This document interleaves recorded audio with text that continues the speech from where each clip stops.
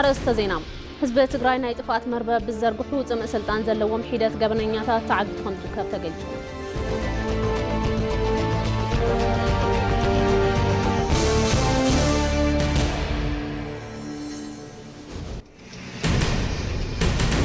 ኢትዮጵያ ካብ ወጻኢ ዝፍጠሩ ብድሆታት ክብክቱ ዝኽእሉ ትካላት ብምህናጽ ዓለም ለኸ ብድሆታት ናብ ዕድል ብምቕያር ክትጥቀም ጸኒሓን ትግስግስን ከም ዘላ ተሓቢሩ።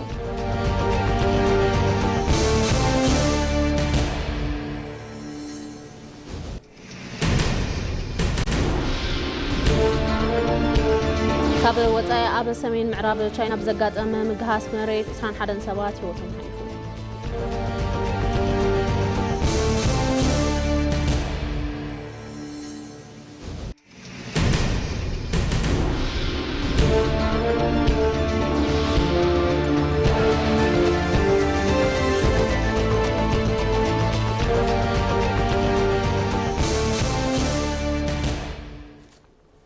سلام تعنا بلكم يتمشي زخبركم متساملكتنا ساعات حدا خوينو معد زينا خب ساعة جميرنا بخم كبدي معد زينا أنا مرحبا نزريت بريو حبيركم كتصنحي فلما حصر زيناتات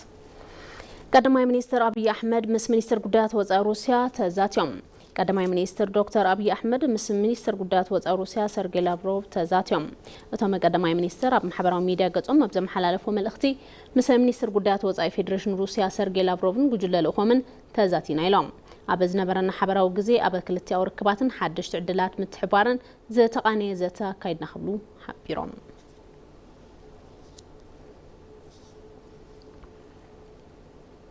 حزب تግራይ ናይ ጥፋት መርበብ ብዘርግሑ ጽምእ ስልጣን ዘለዎም ሒደት ገበነኛታት ዓጊቱ ይርከብ ክብሉ ሚኒስትር ኣማኻሪ ጉዳያት ምብራቕ ኣፍሪካ ቀዳማይ ሚኒስትር ጌታቸው ረዳ ተዛሪቦም። ኣብ እዋናዊ ኩነታት ምንቅስቓስ ሰላምን ልምዓትን ክልል ትግራይ ከምኡውን ኣብ ተረባሕነት ህዝቢ ዘድሃበ መድረኽ ተተኻይዱ። ኣብቲ መድረኽ ዝተረኸቡ ኣይተ ጌታቸው ረዳ ጥንኩር ባህሊ ስራሕ ዘለዎ ህዝቢ ትግራይ ብምኽንያት ሒደት ጉጅለ ገበነኛታት ካብ ተረባሕነት ልምዓት ተሃገር كم تجلل العلم. أبى كل تجري زلول معاتنا يمتعنقف من قصاص بمخنان هلونا تخلل من رجات لعلي أفلا لا بوليتيكا بخلهم يتبعان حبروا أجندة خون يجب علم. أبى كالوت كبابتات يتبعان نتوجه زركبو زبرتات عسر حتى المعات. أبى كل تجري إنه حيوان تبت صحتي كيكونوا مزنحهم كم زت حساسهم بمجلات. أبتخلل زلاء سلام كعسل مقبار نغزلتي سرحت المعات مسرت كم زخنا أجنزيبهم أبى تجري سرحت المعات تنخير من قصلو فلما أنا سلام قدميت مهاب كم زرلي أتنوتيبهم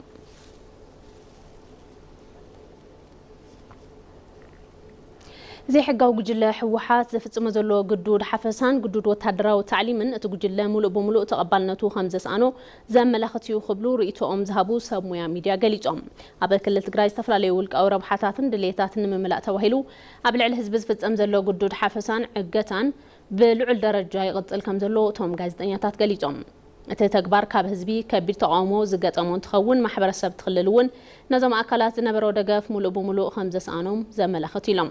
كابتوم نغلغالو زينا ኢትዮጵያ ሪኢቶም ዝሃቡ ጋዜጠኛ አውራምባ ታይምስ ዳዊት ከበደ ከም ዝገለጾ ነቲ ተግባር ዝፍጽሙ ዘለው አካላት ምስ ንግዲ ወርቅን ማዕድንን ዝተኣሳሰሩ ብዙሓት ውልቃዊ ረብሓታት ከም ዘለዎም ገሊጹ እዮም ነዞም ረብሓታት ምሕላውን ተፈናቀልቲን ምምላስ ዝብል ምኽንያት ከም መሸፈን ወይ ድማ መታለሊ ኣብ ምጥቃም ይርከቡ ክብል ጠቂሱ በዚ ምኽንያት መናእሰይ በኃይልና መሰልጠነታት መታውን ግዱድ ሓፈሳታት ምክያድን ከም ዝጀመሩ ሓቢሮም ጋዜጠኛ ሄርሞን ፈቃዱ ብወገና ኣኽረርቲ መራሕቲ ሕወሓትን ሓይልታት ተፋትን ዝፍጽምዎ ዘለው ተግባራት ብትሪ ከም ዝኾነ ነቶ ገሊጻ ኣብ ዘመን እዚ ፕሮፓጋንዳዊ ድሌቶም ንምምላእ ሰባት ብግዲ ምዕጋትን ምእካብን ዘይትጽበዮን ኣዝዩ ዝወረደን ተግባር ምዃኑ ገሊጻ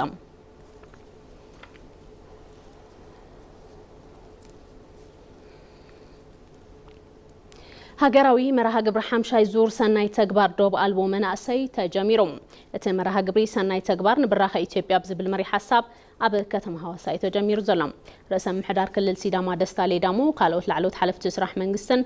كابل استفل عليها كبابتات إثيوبيا زمت ومناسياتن أبت مرها جبر ترخيبا ميم. نستدرك أنستين محبرة وجداتن دكتور إيرجو جيتسباي سناي تكبر كابنز أهلينا زفلفل أون تاوجل قالوا تيلن. أبز حلف 4 عاموتي هاجروا قلقالوت دوب ألبو لنتوان مناسي كابز تفلاليو كبابتات إثيوبيا صوتات ومناسي بمستاف زعقب تكبارات مكيادهم أزخا خيران نازب مواتسال على 25 مليون مناسي أب 14 أنفتات توافيرهم نتقلقالوت كم ذهبون تزاربا بتقلقالوت على 53 مليون زيقاتات تربحتي كخونو خيلهم يميلان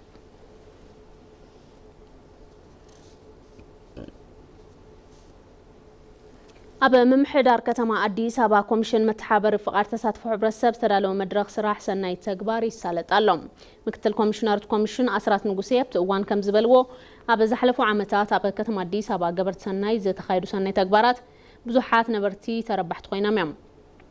نأبنات أبا هنسات أبايتي مكفال معدي ناس أحكمنا للقسادة من كالوت مقبار سناي قلقالوتاتن بتخرات كم استسار حبريهم كرمتاو سناي تكبار لمزبن قلقالوت أبا أديس أبا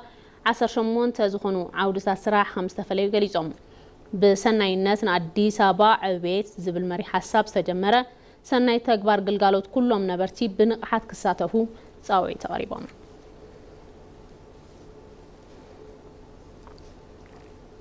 أبا أديس أبا بجت عمد كل تشحن 10 شعتنا متمرد حدش مزقبا محداس وعلى كراين أكراين نايولك أمنبر أبايتي كابلو محمل حدا كل تشحن 10 شمونتن أم تمرد جميرو كايدي خبل بيرو المعاتن ممحدار أبايتن كتم أديس أبا فليتهم ممحدار كتم أديس أبا عنتو نابرا زيقاتاتنا من كاين أبا عداقا غزا خراي زرقا حقاو زيكونا زي تمعرارين أسرا رحاتات بزلاقن مكل خالن زو سرسو قمتات تنخير غطيل اللهم قدم حززوات أواج قصري غزا خراي بجت عمد كل تشحن 10 شعتنا أم تمرد زيتا فقدا عمتاوي تتكبر فتح وسخ كراي 10 حدا بحموش ميتاو كوينو مصداقي في اللتيوم ناس عيبو بتخاتا ما زركبونا يقولك أمن برا بايتي حدش مزقبا محداس وعلي أكراين تخراين كابلو محمله حدا كل تشن 10 شمتنا متمرت بعلم تكباري جمر توسان محياش واقاب كتما بستخايدة سفيح ساينساو مصنعتن عاقمي مخفال نبرتن بمقمقام كمستدالوا تقليدو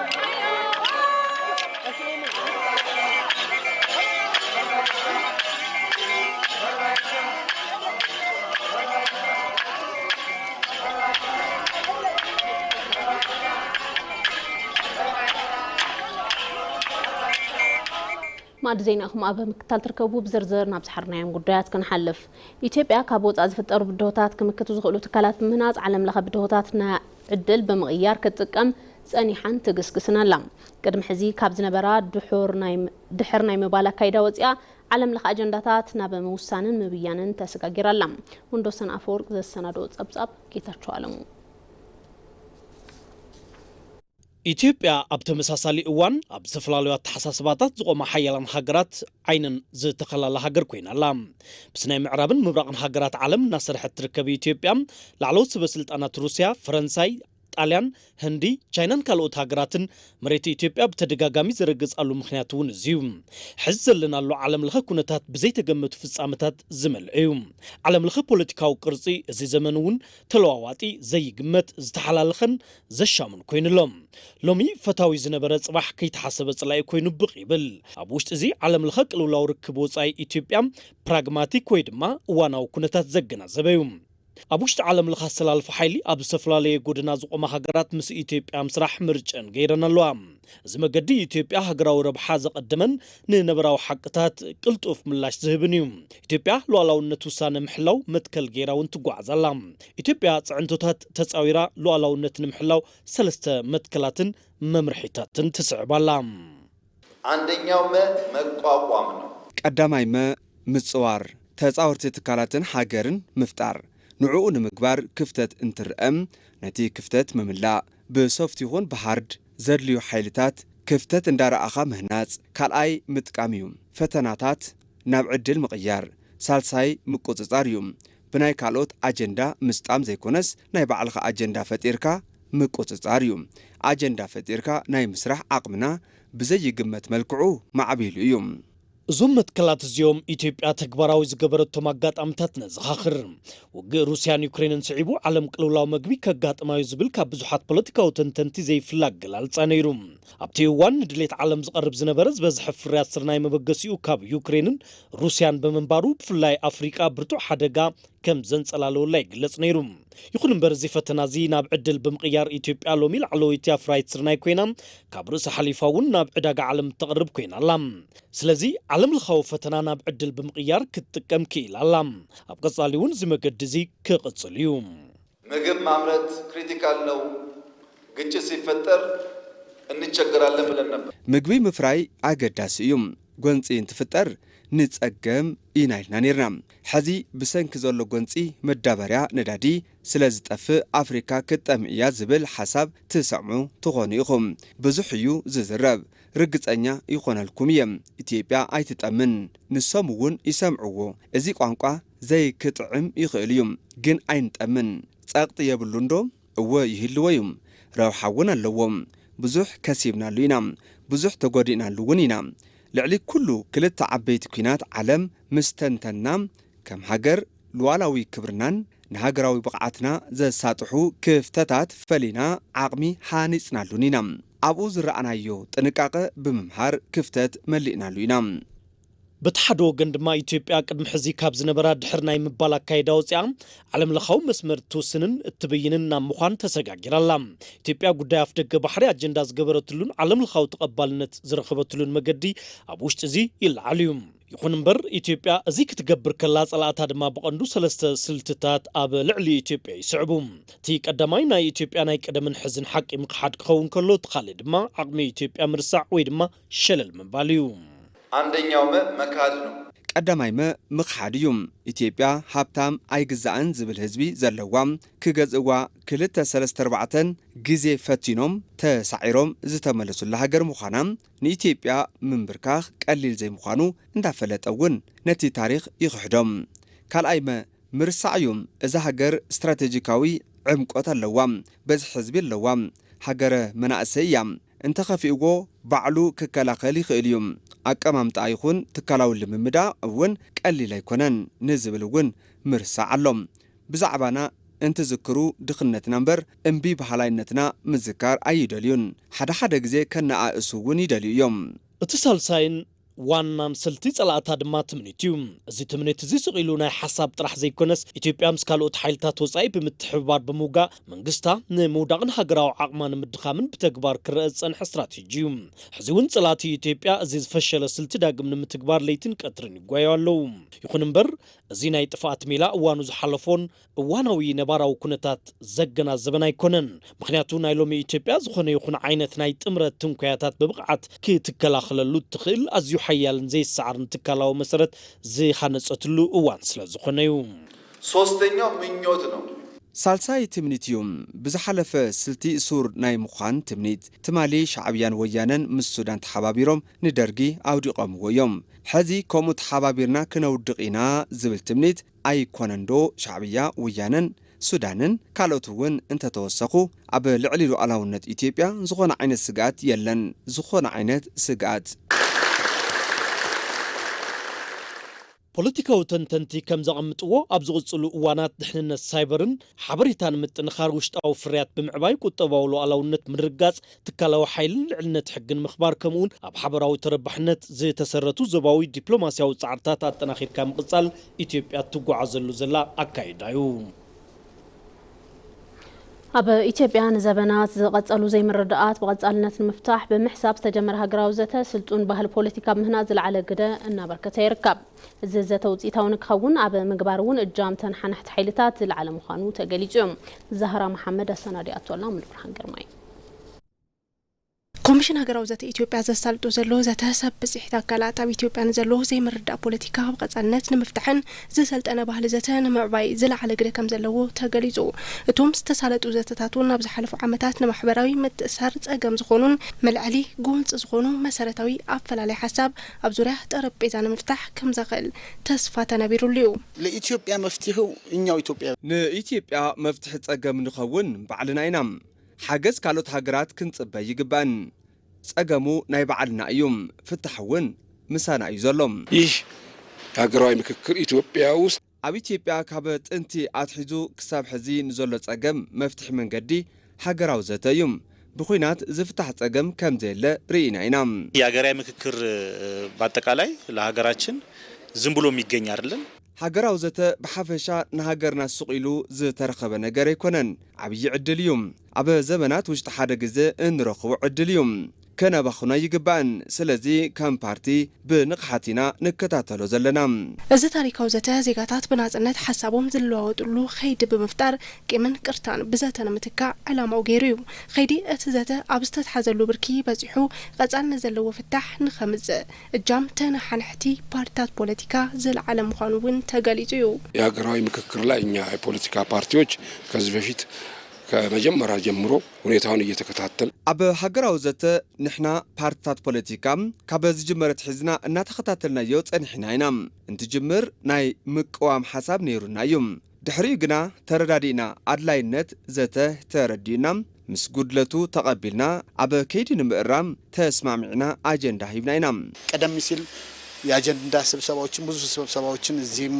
ክፍለ ሀገርም እየተገኘን ቅድም ክብል ብርክት ኣብ ዝበሉ ኣኼባታት ኣጀንዳ ተረኺብና ተሳትፎ ገይርና ኢና ከይዲ ጽቡቕ እዩ ነይሩ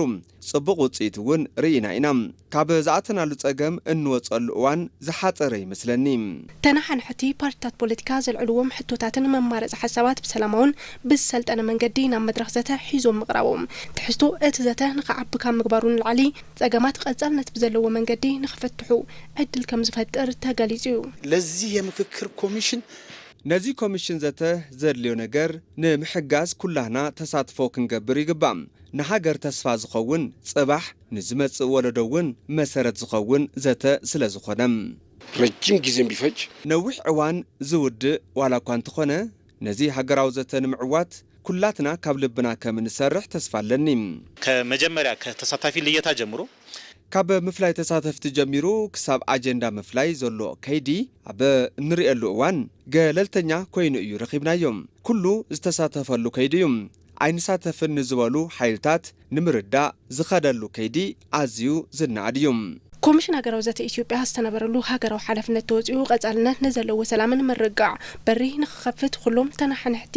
ፓርቲታት ፖለቲካ ሓባራዊ ምርዳእ ንምግባር ቅሩባት ምዃኖም ድማ ነታ ናይ ጽባሕ ኢትዮጵያ ዘተኣማምን መረጋገፂ ከም ዝኾነ ትጽቢት ይግበር ኢትዮጵያ በተሐዳስ ኃይሊ በመልማዕን ናብ ዞባ ምትእሳር ቁጠባ መቕያርን ቀንዲ ባዕልቷና ኃይሊ ቀርና አፍሪካ ናይ ምዃን ጉዕዛብ ተግባር እናረጋገጸት ትርከብ ኢትዮጵያ በምትእሳር ኃይሊ ድሂባ ምስ ሃገራት ምብራቕ አፍሪካን ጎረባብቲ ሃገራትን ዘርግሐቶ መሰረተ ልምዓታት ዘላቂ ዕብየት ጋህዲ ዝገብሩ ምዃኖም ድማ ተገሊጹ እዮም ሰናይት ብርሃነ ዘሰናድእቶ ጸብጻብ አብርሃም ፍስሃም ኣብ ዞባ ቀርና አፍሪካ ምንቅቃሕ ቁጠባን ቁጥሪ በዝሒ ህዝብን ብዝለዓለ ቅልጣፈ እናወሰኸ ይርከብ እዚ ዕብየት ብዘላቅነት ንምቕጻል ድማ ዘተኣማምንን ንጹህን ቀረብ ኃይሊ ወሳኒ እዩ ኢትዮጵያ እውን በረከት ተፈጥሮኣ ናብ ተሐዳስ ኃይሊ ብምቕያር ቀንዲ ተጸራሒት ኃይሊ ቀርና አፍሪካ ናይ ምዃን ጉዕዛኣ ብተግባር እናረጋገጸት ትርከብ ብፍላይ ብምትእሳር ኃይሊ ቀርና አፍሪካ ቢላም ንጎረባብቲ ሃገራት ንመሸጣ እተቕርቦ ኃይሊ ኤሌክትሪክ ልውውጥ ንግዲ ጥራሕ ዘይኮነስ مرأيا عود دبلوماسين زواوي متأثرن تغير يوسد እኛ ምስራቅ አፍሪካ ሀገራት ምናስቡ የኤነርጂ ደህንነት ማለት የሀገር ደህንነት ማለት ከቢል አንፃር ነው نحنا نهاجرات مبرق أفريقيا نحسبن دحننت حيلي مالت دحننت هاجر كابز بالانصاريو مخنياتو ناي حنتي هاجر عبيت بزلوا حيلي عقني الناس لنا أمنيوم سلازي بحفشاب تيزوبا زلوا هاجرات بحيلي إلكتريك كمع بلان أبقص على ما تبصحنت إلكتريك بستمتات أنواعان كرخبان كتباوي محبرون دبلوماسيون متأثر نمت انخرم زعلميوم متأسسار حيل مبرق أفريقيا بتمرت قرابة هاجرات كابز مسرت لعل إسرع عمتات زحلفن تخون عبز حلفو عمتات اتزوبا بمتأسسار حيل إلكتريك نبزل على بركين مسجار زي تجابرو تعرتات عبز حزوان وتصيد كمسو جميرة ملهم اتي تمرت نيتيبيا حويسو 13 أبال هاجرات زحقفن تخون جبسن ليبيانون أبالاتين إثيوبيا نكينيا نجوبتين نسودانن زرقحتهم من محلالفتي مسمرات حيلي اتزوبا بلمعات حيل إلكتريك كاب متأثر بتوساقي حبراوي تتكامنتون مسارات زجبرو يوم. لا يحيل تسسرو عند هاجر بزو نجاروش تكمل له. تي متأسسار حيلي كم هاجر بزح تقمال لويو قداماي عقمي دبلوماسي بنا كالاي اكسبورت كاب نغبرو زبل ساعتاوي نركب ابوشت عدي مس انشط واغا فصيمو زرخبا يكونن تي نوص اي اكسبورت ناي نغبرو واغا وسخلو سالساي دما صقم حيل الكتريك بزلاقنت مرغاصيو ኢትዮጵያ መስራቲትን አቅራቢትን ኃይል ትዞባ ከም ምዃና መጠን ካብ መሸጣ ኤሌክትሪክ እትረኽቦ ኣታዊ ዓቕሚ ቁጠባ ካብ ምድጋፍ ሓሊፉ መሰረተ ልምዓት ውሽጢ ዓዲ ንምስፍሕፋሕ እውን ዝውዕል እዩ ብኻልእ ገጽ ድማ ኢትዮጵያ ኣብ ዓለም ለኸ መድረኽ ዘለዋ ዓቕሚ ፖለቲካን ተደራዳራይነትን ዘዕቢ እዩ ምስራቅ አፍሪካ የኃይል ትስስር በቀጣይ መቼ እንደሆነ እርግጠኛ ባልሆንም የአፍሪካ የኃይል ትስስር መሆኑ አይቀሬ ነው متأسسار حيلي مبرق أفريقيا معز كم زخنو على تزيد فلتقن أبقصالي وان متأسسار حيلي أفريقيا مخوان زي ترفيهم مخنياتو دما متأسسار حيلي ما أخل أفريقيا لو متأسسار دوبا لو نحنا دما أب متأسسار مبرق أفريقيا نركب زيهم كلهم أبقصالينا بحد مقابو ما يترفن متأسسار حيلي مبرق أفريقيا كاب زمسرة تحيزو ناتي تمرت بأبو مبرنت الممراح حقرات تزوبا ببعمتو ناتقايرام زي حزو انتخون إتيبياون نزغزل حد عمت بوتا أبو مبرنت كاب قبسي تركيبالام بمخانو إتيبيا أبزحزوان انتاي كتعود حاسيبالام حزب فيت ليلوج سيماروت هيكوارترون أو نادي ساباني اللو قدم حزي كالوت أبال حقرات انتمرحا وانا بيت عيونا بزي أبا دي ساباي نيرو سلازخونة بيت عيو بزي كغص المقبار كان دي علامانايو كالاي تعداقان أبسراح انتقتو أبا وشت 24 ساعتات أبزخونة اوان زخونة حيلي انت تدلي كن شايت نخقلنا مالتيو مسارة المعات ملوء بملوء تزازيمو يو حزي بزرلو كجمر مقبار يتلمنا سلازيزوم كلتا علاماتات نمعواتنا نحسب متأسسار حيلي مبرق أفريقيا بتمرت حجرات مبرق أفريكان قرابت حجراتن أبتي زوبا حيلي إلكتريك بحبار بملمع متعدداقن مرققات حيلن نمتنخار زيتا مسرتا يوم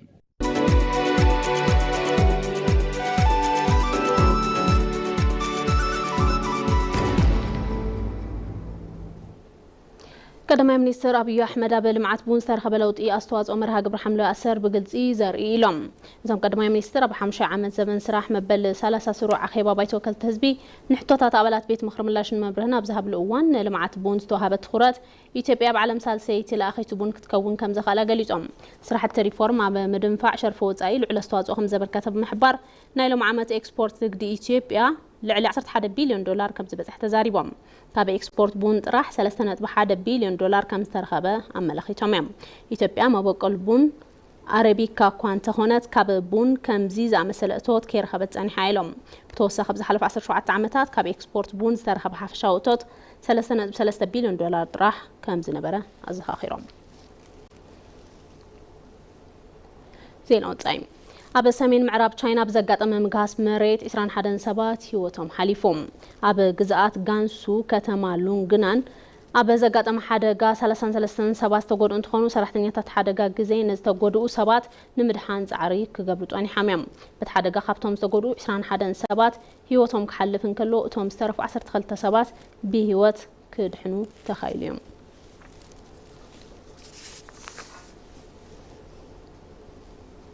وادزين قدم مززامو قنطنتنا طبتاسينا حزب تግራይ ናይ ጥፋት መርበብ ብዘርግሑ ጽምእ ስልጣን ዘለዎም ሒደት ገበነኛታት ተዓጊቶን ዝርከብ ተገሊጹ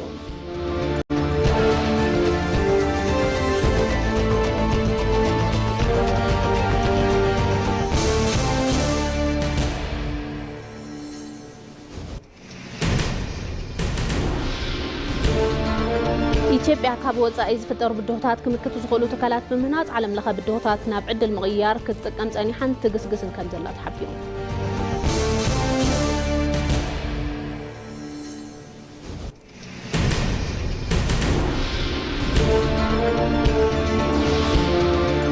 ካብ ወጻኢ ኣብ ሰሜን ምዕራብ ቻይና ብዘጋጠመ ምንካስ መሬት 21 ሰባት ህይወቶም ሓሊፉ لتم أرزينا استخدمتكم منيرون سلامك تالكم يا مسكين مع أرزينا أنا مرحبا نزريت بريو حبيركم ثانية مشات